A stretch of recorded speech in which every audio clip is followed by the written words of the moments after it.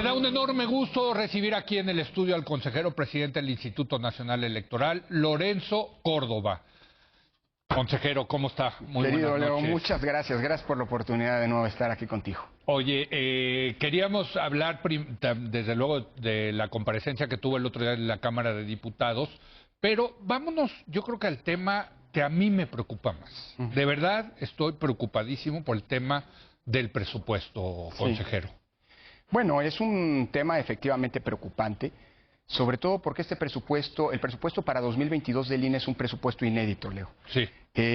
No solamente tuvimos que presupuestar lo que ordinariamente tenemos que incluir en esa previsión de gastos, es decir, lo que se conoce como gasto ordinario, lo que necesita el INE para brindar los servicios como ofrecer gratuitamente la credencial para votar con fotografía, que asciende a montos del orden de casi 4,000 millones, los montos necesarios para poder coorganizar las 6 elecciones de gobernador del próximo año, estamos hablando de 1,000 millones de pesos más, etcétera, etcétera. Es decir, todo lo que tiene que ver con monitorear la radio y la televisión, la fiscalización y demás. ¿Eso cuánto es?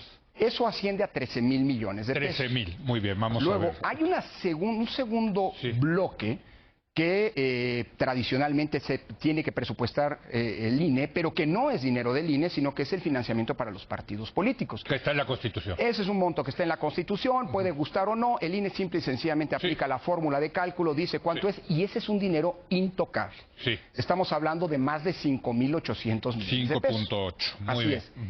Y esto sí es novedoso para el presupuesto del próximo año, porque la Suprema Corte de Justicia, tú recordarás el litigio que tuvimos en este 2021, cuando tuvimos que organizar la consulta popular, esta del 1 de agosto, sin recursos, porque aunque los pedimos, nos los negaron, y cuando fuimos a la Suprema Corte de Justicia, ella nos dijo, tú tienes, INE, que presupuestar los recursos necesarios para ejercicios que, aunque no sepas si se van a realizar, podrían ocurrir. Entonces es un presupuesto, un monto que hemos llamado presupuesto precautorio.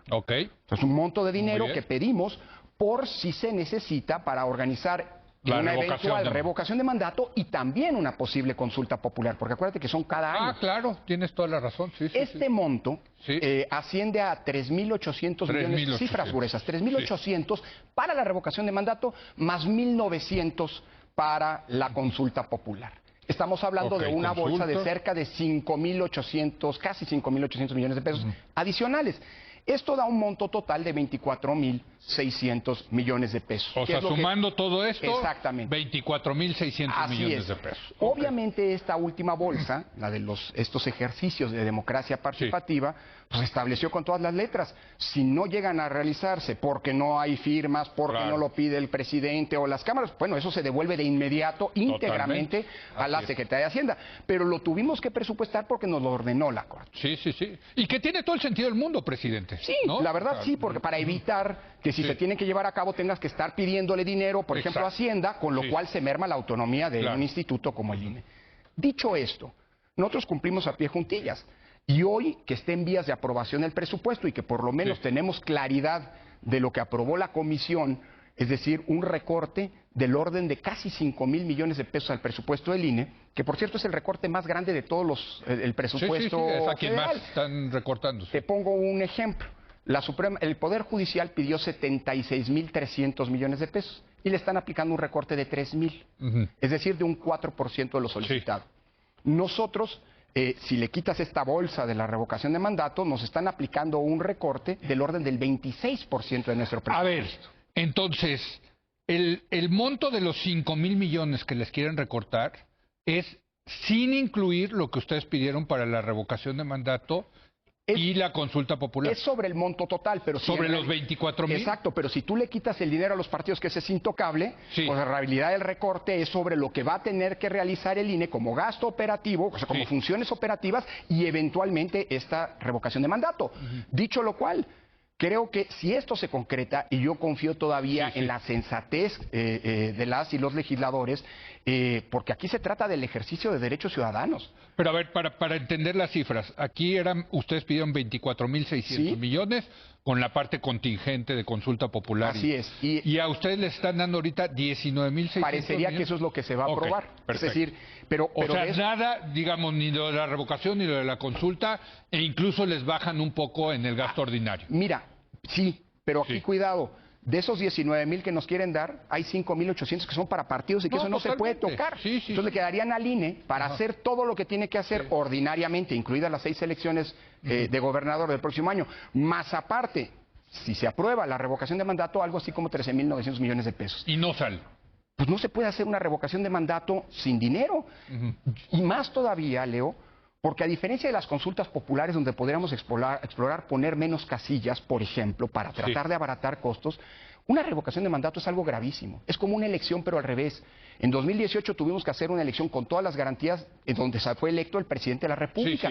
Esta es como una elección en la que se le puede decir al presidente que se va anticipadamente. Entonces tiene que tener las mismas garantías. Te pongo un ejemplo. Además, la ley nos lo obliga. El próximo año, si hay revocación de mandato, nosotros tenemos que instalar más de 161,000 casillas.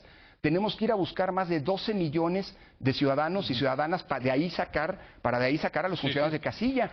Necesitaremos a más de 800,000 ciudadanos que funjan como funcionarios de casilla. Y todo eso, perdón que lo diga, cuesta, sobre todo con las reglas que de la propia ley electoral, pero también en la ley de revocación de mandato nos obligó la Cámara. Es decir, nos están poniendo en una situación en la que prácticamente tendríamos que priorizar. ¿Qué vamos a priorizar? Derechos ciudadanos como por ejemplo el derecho a la identidad, es decir, las credenciales, tener elecciones constitucionales de gobernador, las funciones constitucionales del INE. Bueno, yo creo que es un tema muy delicado, inédito en la historia, en donde los derechos de las y los ciudadanos de poder participar en un ejercicio como la revocación de mandato, hoy están en riesgo por una decisión presupuestaria de la Cámara de Diputados. Y en esto sí quiero ser muy claro, porque se ha dicho mucho que el INE no la quiere hacer. Y que el INE está con la ciudadanía. Si la ciudadanía la pide, el INE la va a hacer. Si no se puede hacer en el futuro, por cuestiones presupuestarias, va a ser responsabilidad de los y los legisladores. Ayer en tercer grado, precisamente analizando este tema, muchos en el panel decían que esto es político para echarles a ustedes la culpa de que no se realizó la consulta popular. No quisiera pensar o eso. La consulta popular de la revocatorio. ¿Qué opina al respecto? Mira, no quisiera pensarlo, Leo, porque entonces ya estamos hablando de que por intereses políticos o con, digamos, por una finalidad política, no solamente se lastima gravemente a una institución del Estado mexicano, sino además se ponen en riesgo los derechos de las y los mexicanos de poder solicitar y realizar una revocación de mandato, cuando, por cierto, fue el actual gobierno el que pidió que se incluyera en la Constitución. Entonces es una situación muy delicada y sobre todo está llena, Leo, de muchísimas mentiras. Lo digo sin medias tintas. A ver, venga, presidente. En los días recientes hemos escuchado al líder de la mayoría de Morena en la Cámara de Diputados decir que el INE tiene alrededor de 2,500 millones de pesos en sus fideicomisos. Primero, en efecto, hay 3 grandes, déjame decirlo así, son 2 fideicomisos, uno de los cuales se divide en 2 partes. Un fideicomiso que llamamos de pasivo laboral, que es para pagar liquidaciones, indemnizaciones, los juicios laborales que eventualmente podemos perder. Es decir, se trata de pagar derechos de los trabajadores y, por ejemplo, ahora hay cerca de 500 trabajadores que se van a jubilar. Y hay que pagarle su jubilación. Y ahí está el dinero. Así es. Qué bueno que lo ahorraron. Bueno, y nunca hemos pedido dinero para eso. Eso se nutre de economías, de buenas prácticas administrativas. Hay un segundo fideicomiso que se divide en 2. Uno para la infraestructura inmobiliaria, como lo llamamos, es una de las partes, y que sirve para... Mira, el INE paga cerca de 600 millones de pesos en rentas, Leo. ¿Por qué? Pues porque la ley nos obliga a tener 332 oficinas permanentemente en el país. En cada distrito y en cada estado. Exactamente, con independencia de los módulos de atención ciudadana, muchos de los cuales también, para los cuales tenemos que pagar rentas. Dicho eso, ha habido desde hace tiempo una lógica de invertir y cuando nos dona, por ejemplo, un gobierno estatal un terreno, pues construimos ahí una sede para ya no pagar rentas en el futuro. Ese fideicomiso inmobiliario sirve precisamente para la remodelación de las oficinas propias, para construir en donde se puede construir y está comprometido para ese fin. Y luego hay un tercer fideicomiso en donde, mira, el primer fideicomiso del retiro de pasivo laboral tiene 527 millones, de los cuales ya están comprometidos 320 por proceso de liquidación. El segundo fideicomiso al que hacía referencia, el de infraestructura inmobiliaria, tiene 623 millones, pero ya están comprometidos, hay contratos firmados 381. Y hay un tercer fideicomiso que es para la mejora de los módulos de atención ciudadana, donde las y los ciudadanos van a solicitar su credencial. Que funcionan muy bien, ¿eh? Funcionan muy bien. Ahí tenemos 202 millones de pesos, nutridos sobre todo por el servicio, alimentados por el servicio de autenticación que le brindamos a los bancos para combatir el robo de identidad. Claro, claro. Y ahí están comprometidos 25. Primer dato falso. Se dice que tenemos, los fideicomisos tienen hoy 2.500 millones. Falso. Todos los recursos que hoy están ahí son 1.350 1.300 en fideicomisos. Pero están comprometidos 726. Es decir, podrían usarse, quedarían libres 626 millones. Que no alcanza. No solo no alcanza, no se pueden utilizar una vez que están en el fideicomiso para fines distintos a los del propio fideicomiso. Si nosotros a menos que desaparezca el fideicomiso. Pero eso significa liquidar el fideicomiso. Y entonces, ¿cómo pagas las mejoras inmobiliarias? ¿Cómo le pagas la liquidación a los trabajadores que se vayan? Es decir, si tú sacas el dinero sin liquidar el fideicomiso, y liquidar el fideicomiso es un proceso largo y complejo, yo lo sé, alguien puede irse a la cárcel. Entonces, fíjate nada más la circunstancia en la que están colocando. Pero a ver, presidente, yo creo que aquí, visto más desde arriba, hay una estrategia para minar la credibilidad del Instituto Nacional, del Consejo General, y ahora la última parte táctica de esta estrategia es ahorcarlos desde el punto de vista financiero. Así lo veo yo, presidente. Mira, Leo, hay países en los que los ataques a las autoridades electorales, lamentablemente no somos el único país. Allí está Brasil, con Bolsonaro yéndose durísimo contra la autoridad electoral. Bueno, Nicaragua. Bueno, Nicaragua, no, la autoridad electoral está completamente cooptada. Yo no sé si eso siga honestamente cumpliendo los parámetros mínimos. Tú eres el teórico de la democracia, cumpliendo los parámetros mínimos de una democracia. Perú, Bolivia, Ecuador y, paradójicamente, hace unos días hasta Boris Johnson, el primer ministro británico inglés, salió a decir que había que promover una reforma electoral para que la comisión electoral, que hoy es independiente, pase a formar parte del gobierno. Hay una tendencia en el mundo muy delicada. Ojalá y no esté ocurriendo eso en nuestro país, porque sería muy grave. Pero ya lo dijo el presidente, dijo que habría que todos estos organismos autónomos habría que integrarlos al Ejecutivo, presidente. Lo dijo. Con una paradoja, Leo, para no entrar en una discusión que no me corresponde con el presidente. La paradoja es esta, que el INE es hoy la institución civil del Estado mexicano que mayor confianza y credibilidad tiene entre la ciudadanía. Ojalá y no sea que precisamente por eso esté tratando de minarse su autonomía, porque el INE, en efecto, es una autoridad que no se dobló en el pasado a los designios de quienes detentaban el poder, y no lo ha hecho ahora. En eso reside, insisto, su razón de ser como órgano autónomo y también independiente. Autónomo de los poderes e independiente de los partidos políticos. Ahora, presidente, ¿qué van a hacer si efectivamente... A ver, usted les decía, por cierto, el viernes pasado, esta soberanía. Bueno, pues ellos tienen la soberanía para decidir el presupuesto. Si ellos dicen, oye, van 19.600 millones de pesos y hazle como quieras. Supongo que van a recurrir a la Suprema Corte para decirle, oye, yo no puedo... en fin, ¿qué van a hacer? Mira, más bien le pregunto. A ver, yo todavía confío en que la sensatez prevalezca y que no se coloque al instituto en una situación en tener que escoger qué hace. Segundo, ya en el pasado recurrimos a la Suprema Corte de Justicia. Yo no sé si lo haremos ahora, es una decisión que tenemos que discutir a la luz de lo que ocurra en las próximas horas, las y los consejeros, porque esa es otra cosa que luego en la Cámara de Diputados olvidaron el viernes pasado. Yo soy el consejero presidente, pero coordino los trabajos de un órgano colegiado. No hay una sola decisión en el INE que no se tome colegiadamente, aunque hay quien tiene la responsabilidad de coordinar. Dicho eso, tendremos que decidir qué hacemos. Es posible, ya lo hemos hecho, hemos ido en otras ocasiones a la Suprema Corte de Justicia, tal vez tendríamos que hacerlo, y tendremos que, yo supongo, a lo imposible nadie está obligado, tendremos que priorizar en lo que son nuestras obligaciones constitucionales. ¿Pero cómo prioriza uno?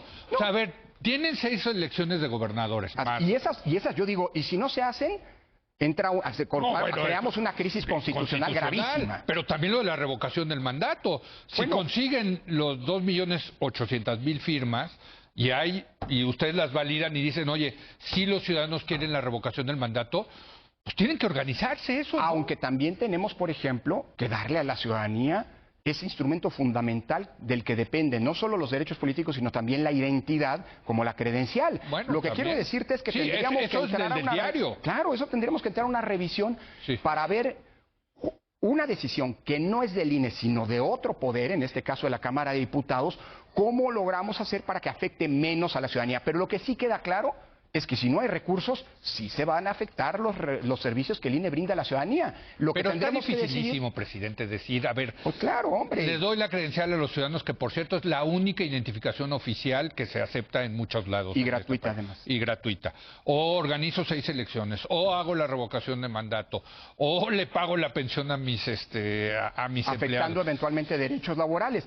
Leo, a lo mejor se pueden quedar sin bienes inmobiliarios por un año, pero en fin, no sé. Pero ¿cómo operamos las elecciones? No, por eso. ¿Dónde metemos a la gente? No, yo entiendo. A veces se le olvida a la ciudadanía que cuando hay elecciones, el ejército, nosotros albergamos a más de 3,000 militares en nuestras instalaciones porque resguardan la papelería electoral. Sí. Es decir, pero eso es lo grave de la situación, Leo. Es gravísimo. Porque nunca se había colocado al INE en una situación de tener que priorizar qué hacemos, lo cual es inédito y la verdad implica graves responsabilidades políticas. Déjeme preguntarle, consejero presidente, ¿no hay manera de hacer algunas economías, de decir, bueno, se va a esta área, vendemos tantos coches? ¿Sí me entiende? Lo que hacen las empresas cuando se quedan sin lana. Sin duda, pero el tamaño del recorte es de tales dimensiones que hagamos lo que hagamos, no va a alcanzar para poder cumplir, por ejemplo, con la revocación de mandato. Entonces, porque además hay otra cosa, podrías decirme, pues hagan una revocación de mandato más sencillita, con menos casillas, con menos funcionarios, con boletas impresas en papel revolución. Sí. El único problema es que la ley nos lo impide. Los legisladores acaban de aprobar una ley hace un mes y medio, en septiembre, la ley de revocación de mandato, en donde está obligado el INE a instalar el mismo número de casillas que en la última elección federal.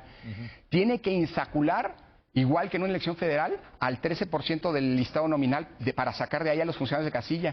En cada casilla tiene que haber 3 propietarios y 2 suplentes. Es decir, nos están colocando en una situación en la que para poder cumplir con todas nuestras obligaciones tendríamos que violar la ley. Y eso es sin lugar a dudas indeseable. O sea, a ver, para que la gente entienda, ustedes los obligaron a poner un Ferrari y no pueden poner un bochito. Pues porque no hay recursos. Por eso, pero uno dice, bueno, ok, te entrego un bochito, ¿no? Lo hacemos más. Pero ustedes están obligados por ley de poner el Ferrari. Exactamente. ¿No? Te obligan a hacer algo y no te dan los recursos para hacerlo. Bueno, vamos a hacer una breve pausa. Regresamos con el consejero presidente del INE, Lorenzo Córdoba, en un momento más.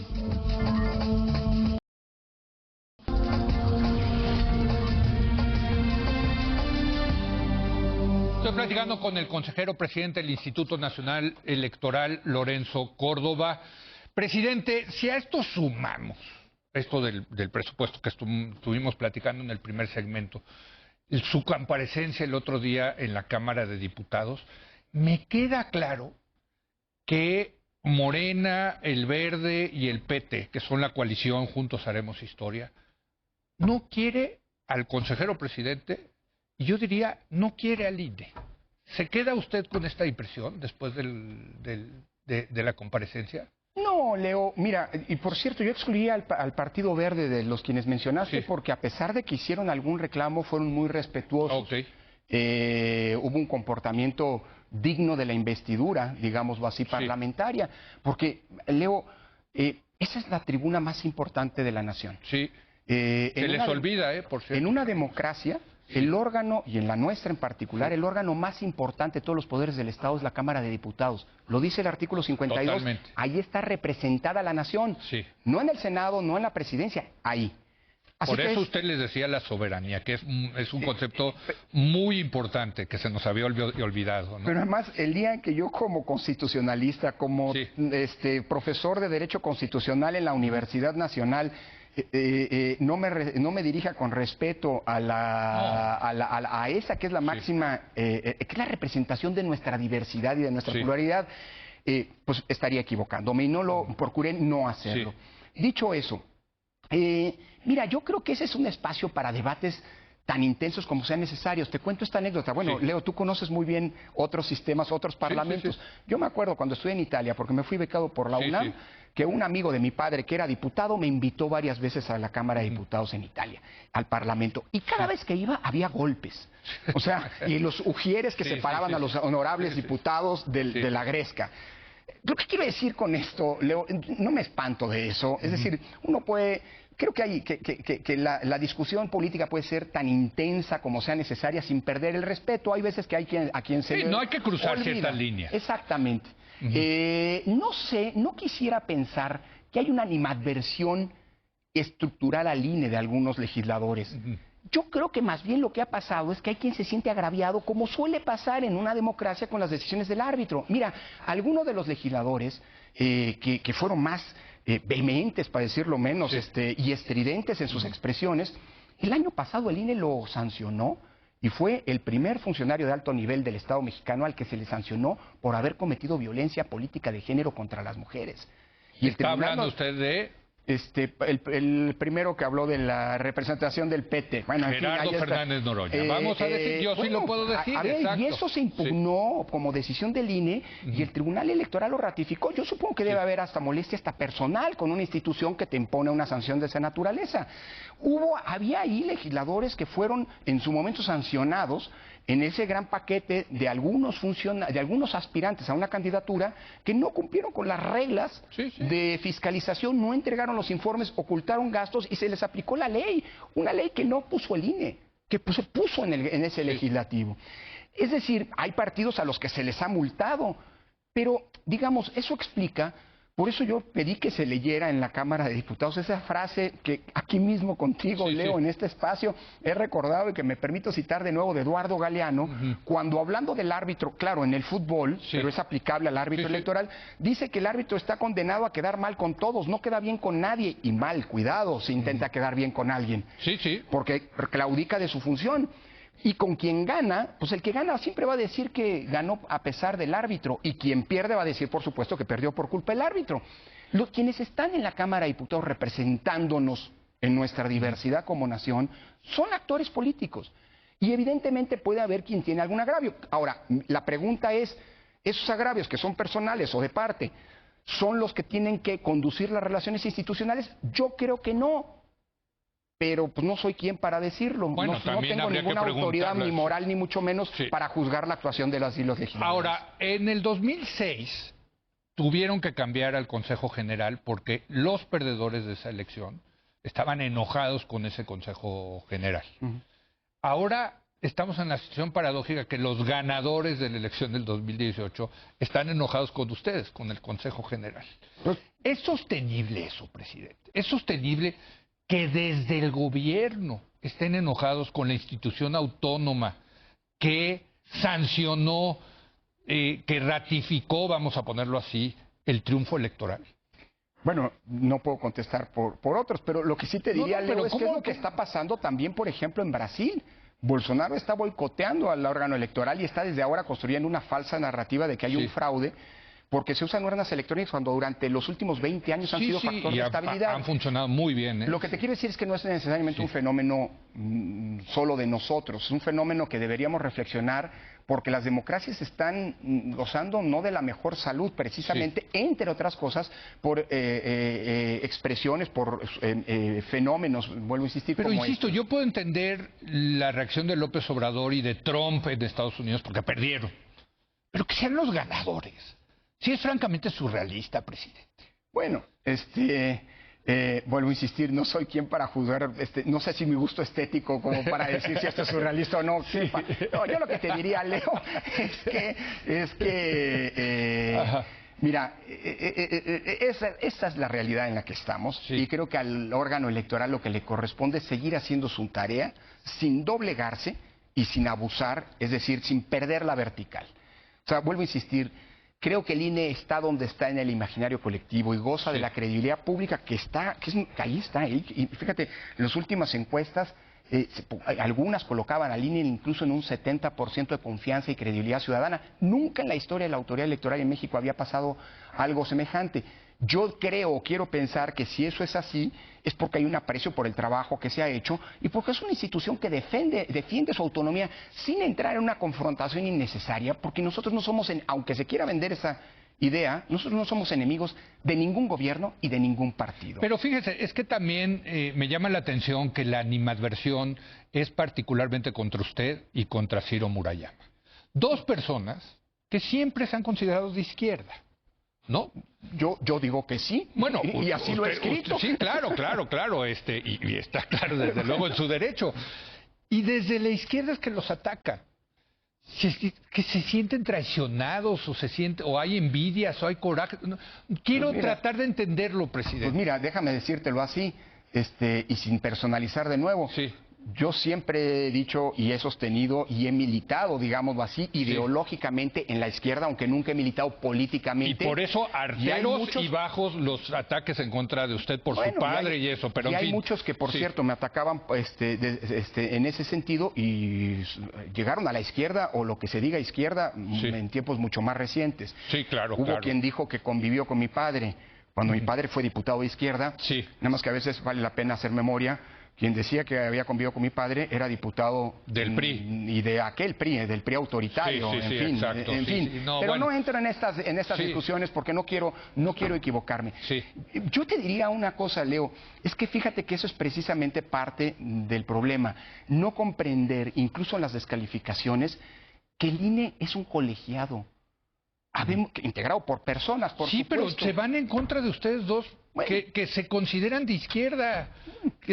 Es más, a ustedes los apoyó para llegar, hay que decirlo, con toda claridad, el PRD en su momento. Pues mira, para llegar... Antes de que surgiera Morena, Yo entiendo que a mí me apoyaron todos los partidos. No, por eso, pero ya saben, las cuotas y eso siempre hay uno que apoya a otro, etcétera, ¿no? Pues mira, yo no lo sé y nunca he actuado. Si así pasó, prefiero actuar sin saberlo, porque entonces me puedo equivocar. Yo no le debo nada a nadie, creo que estoy ahí por mi trayectoria, creo que si me mantengo, y ahí me mantendré, por cierto, a pesar de lo que algunos quisieran, hasta que se cumpla mi mandato. Yo tengo una obligación constitucional. ¿Cuándo termina? Va a ser el 3 de abril de 2023. Y el día siguiente, por cierto, por si alguien me quiere buscar, que me vaya a buscar a mi cubículo de jurídicas, no voy a estar feliz volviendo a mis tareas de investigador. Bueno, pues algo más que agregar, consejero Nada, Leo, presidente. Agradecerte mucho, ¿no? Creo que son momentos muy delicados. Muy delicados. Mira, yo terminaría, Leo, si me permites, telegráficamente, como terminé en la Cámara de Diputados. Nos ha costado muchísimo llegar a donde estamos hoy. Hace 30 años era impensable que el país tuviera las libertades y las garantías democráticas que hoy tenemos. Y eso es una obra, una construcción colectiva que nos ha costado muchísimo, incluso sangre, incluso vidas, conseguir. Esa obra colectiva me parece que también requiere que la defendamos colectivamente, porque la democracia no la defienden unos, o la defendemos todos, o el día de mañana lamentablemente podríamos ver cómo se nos escapa entre las manos. Pues con esa reflexión nos quedamos, consejero presidente. Muchas gracias. Y bueno, qué barbaridad lo que está ocurriendo con el INE, es peligrosísimo. Lo que están jugando la Cámara de Diputados, de verdad, creo que no se dan cuenta de las posibles consecuencias. Gracias, Lorenzo, gracias, consejero presidente. Hacemos una breve pausa.